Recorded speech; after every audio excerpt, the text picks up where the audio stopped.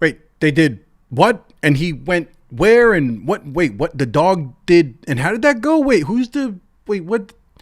That scene where they, and then wait a minute, wait, whoa. And this guy did what? And then wait, Lex Luthor and then Superman, wait a minute. And then okay. And then Mr. Terrific and the Lantern, what, the dinosaur in the street, wait, what happened?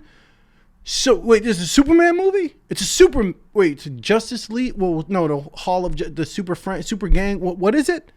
The Justice Gang, the Justice League. What is this movie? So it's a Superman movie. It's a standalone Superman movie that forgoes the whole backstory, right? We don't need to know that he showed up on Earth from Krypton, that whole backstory, right? We don't need that. We're doing this movie where Superman is already Superman. The world already knows him and he's existing in this space. And we're going to tell you a story about him doing things here, now, presently. And there's going to be all this stuff, and there's going to be bad guys, bad things that happen. And that's all we need to focus on, right? That's it. God save us. Superman 2025. Next.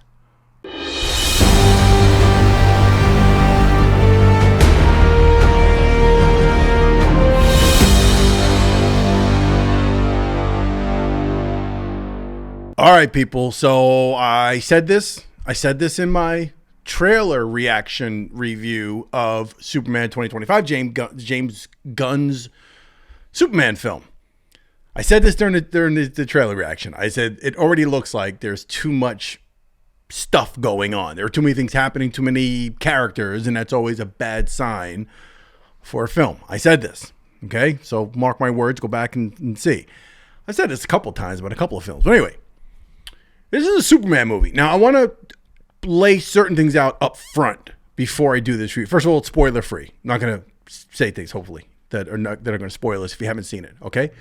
And I'm also going to address up front my expectation going into the film, because I know there are things online, people talking about, well, there's like the Snyder gang. I don't really know what that is. I didn't investigate it, but I heard it somewhere that there was some, thing with the Zack Snyder people, and they're like anti this and anti that, and they want to see this and want to see that. And then there's the anti woke crowd versus the woke crowd, and people fighting about this, that, and the other, and the true comic book fans and aficionados who believe in blah, blah, blah, and all these different things regarding the character, the person playing him, and the actual storyline, and whether the director can, all these different things, right?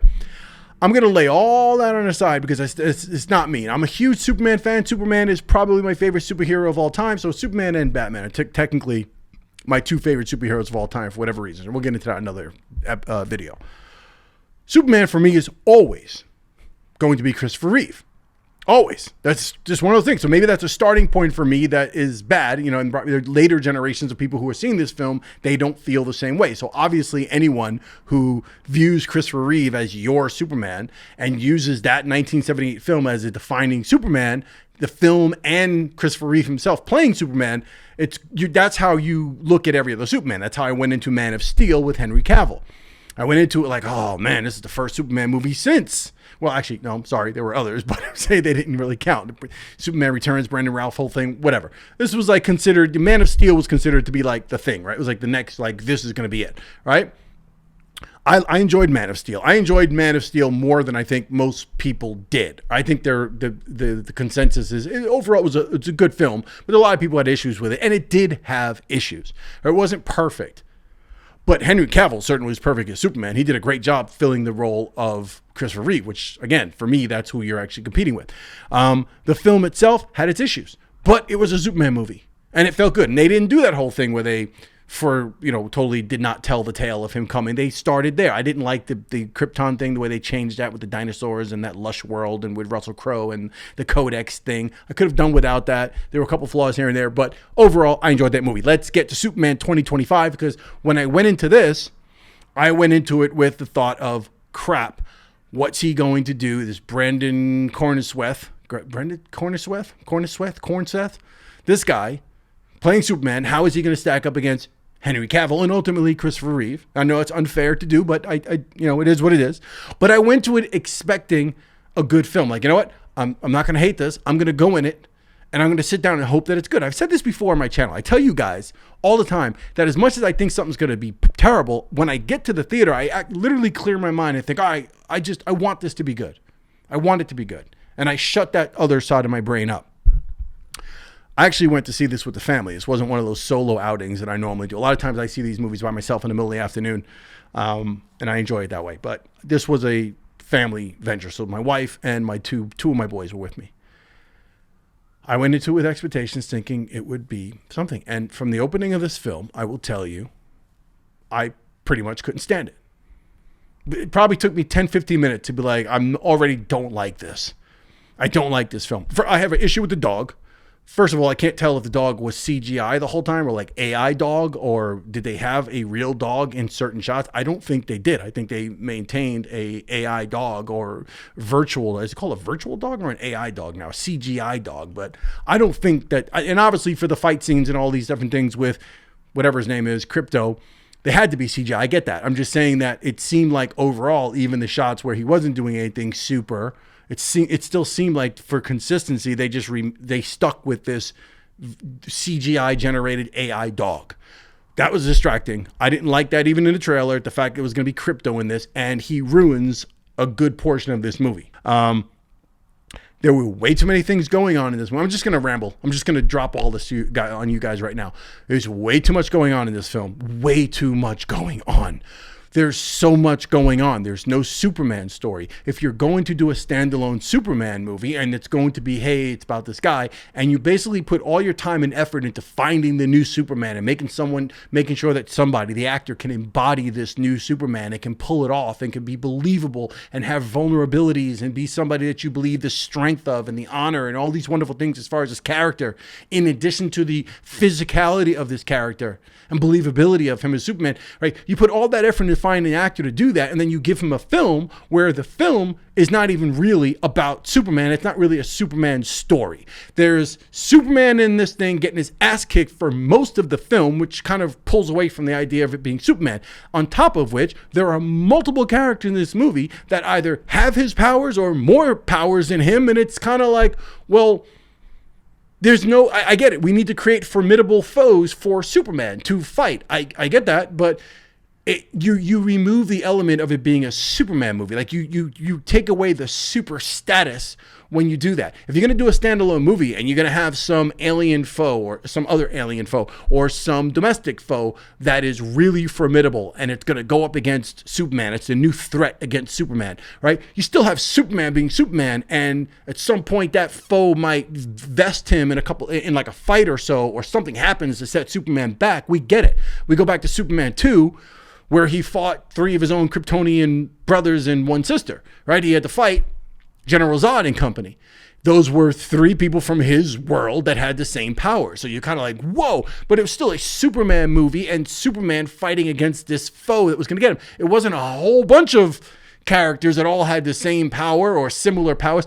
Superman is greatly diminished in this movie as far as I'm concerned. That's my feeling on it. Again, I'm not giving any spoilers away here. I just feel that the Superman essence of this film was gone. It was stripped. Lex Luthor, Nicholas Hoult, I don't have a problem with Nicholas Hoult. I think he's a great actor. I think as far as his Lex Luthor goes, I don't think his performance in the role or his delivery of lines or how he looked and such as Lex Luthor was the problem. It was the story and the script. This is a god-awful script. When I mean god-awful, take it with capital letters in bold. God-awful script. The script was terrible. There are lines in here that are so bad. It's like 7th grade I'm going to be a screenwriter one day. Let me learn how to write. That's how bad it was. Like, I can't even. I wanted to like take my phone out during the movie just to put notes about how bad certain lines were, because if I would even remember them, they were that bad. There's too much going on in this film. There's not enough of a Superman story really going on here. The script is all over the place. The story's all over the place. The plot is all over the place. Plot, story, whatever, all over the place. The music did nothing for me. They used John Williams' iconic themes. It's one of my favorite themes of all time. It goes right through me every time. I just watched Superman 1978 just yesterday before seeing this. I'm going to watch Superman 2 tonight. The music goes right through me. It goes right through anybody. I think I could play that for my 8-year-old and he's going to feel that even though he doesn't come from that era. This movie incorporates John Williams, as you know from seeing the trailer. They use the original theme and incorporate that into the new score. I don't even care about the people who did the scores. Two guys who did it. I don't even care. I didn't even bother to look them up because I don't care. The score did nothing for me. The music doesn't work here. There's nothing exhilarating, thrilling that undercuts the action to make it feel good. The soundtrack sucked. Whatever songs they decided to use in this doesn't work. All right. Speaking of action, the CGI that's here, and some of the scenes are so obviously CGI, and there's nothing groundbreaking happening here. As far as Superman in flight, right, which is usually one of the things they focus on, like, oh, we got to get him to fly, and it's got to look much better than it did way back in 1978, right? Obviously, you know, we've come a long way since then. Superman, Man of Steel, 2013, 12 years ago, that first flight scene where he steps out into the snow and takes off, and we get that whole thing, and we see how Snyder handled that particular action, I was kind of thrilled. The whole fight with Zod in the city, like that whole thing looked good. It felt good. It had real feel to it, right? This one doesn't do anything beyond that. This one feels like it was made a year later. Like this could have been made in 2014. There was nothing groundbreaking about any of the visuals here. And there was a lot of moments where you see the CGI, you're like, really? Like what happened? And Lex Luthor just did what? And like, how did that work? And how did, like, it's just batshit crazy. And the action does not leave you feeling like, man, that was a really good scene, or oh my God, that was crazy. Nothing. It's just so many things going on, so many elements, so much technology. That's the other thing. There's like technology, and everyone has technology, and it's kind of like this crazy. It's just crazy. And then there are things that are just unbelievable. Like, I understand. I'm not one of those people who picks apart a film and goes, oh, nobody would believe that would happen. I get it. You know, things happen and people run and not everyone's going to die and we don't need to see it. I get certain things are the way they are. But this one was just ridiculous. There are moments in their scenes where you're like, that was ridiculous. And then there are scenes that totally, as far as Superman goes and his powers and him being Superman, again, they stripped away Superman. You're like, wait a minute. Why is he in that situation? Why didn't he, before that happened, how come he didn't do this? And what happened to his power? Like, why did he not just do this? And you question everything. You're like, this doesn't make any sense. Then there's just stuff that takes place as far as the action goes. And you're like, wait a minute, what happened? What happened in the universe? Wait, what? And Lex Luthor did what? And this is what's happening to the planet and to the city. And who's going to say, like, how is that going to work? Bad. If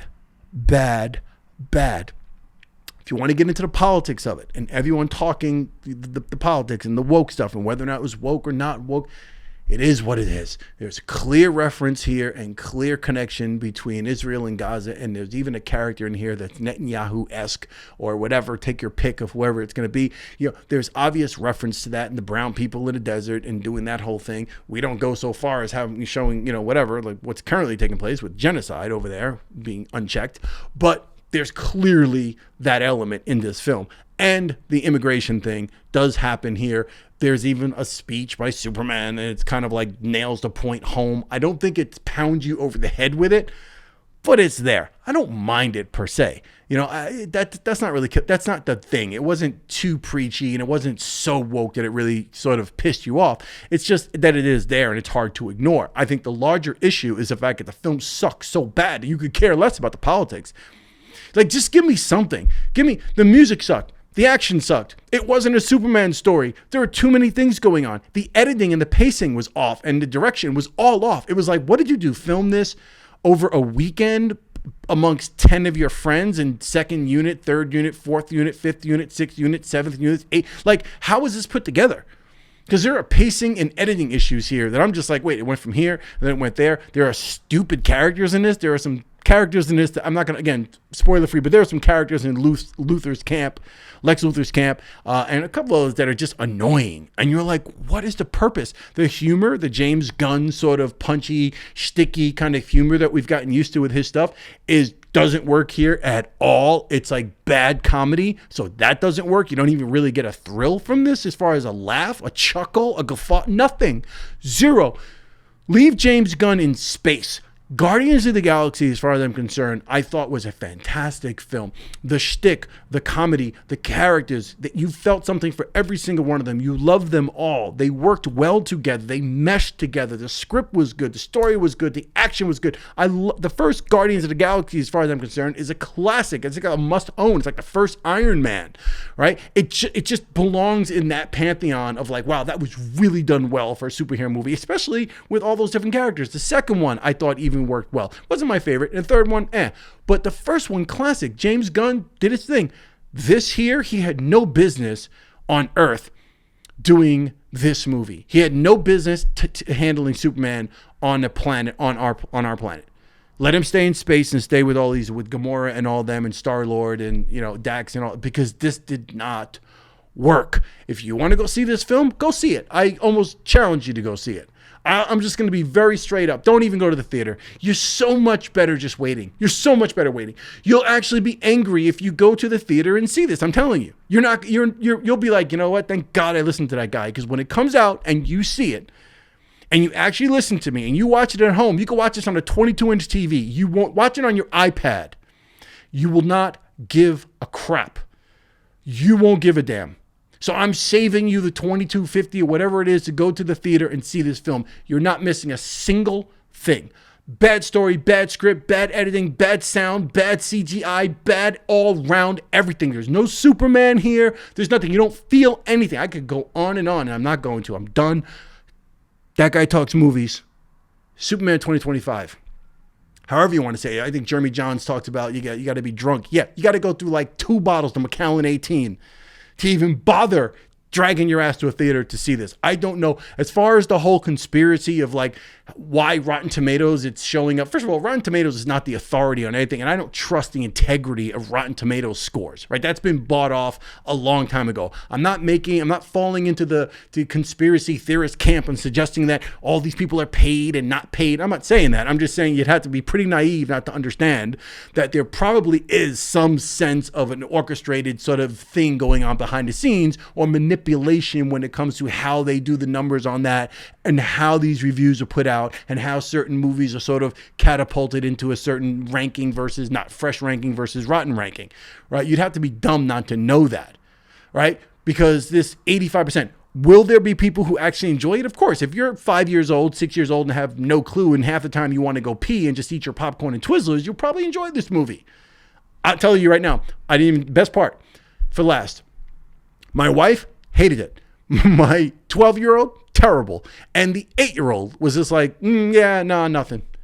None of them said a word. So it's not just me. Anyway, see if you want to see it. If you've already seen it or something, whatever, let me know in the comments below what you think. Who's your favorite Superman? Let me know your favorite Superman movie. I'm going to watch Superman 2 tonight. Tomorrow, I'm probably going to watch Man of Steel again. And whatever. I got to erase this from my mind. All right? Like the video on the way out. Subscribe, please, if you've not yet subscribed. And hit the notification bell so you don't miss these angry rants and stuff from this guy, that guy that talks movies. I'll see you on the next one. Peace.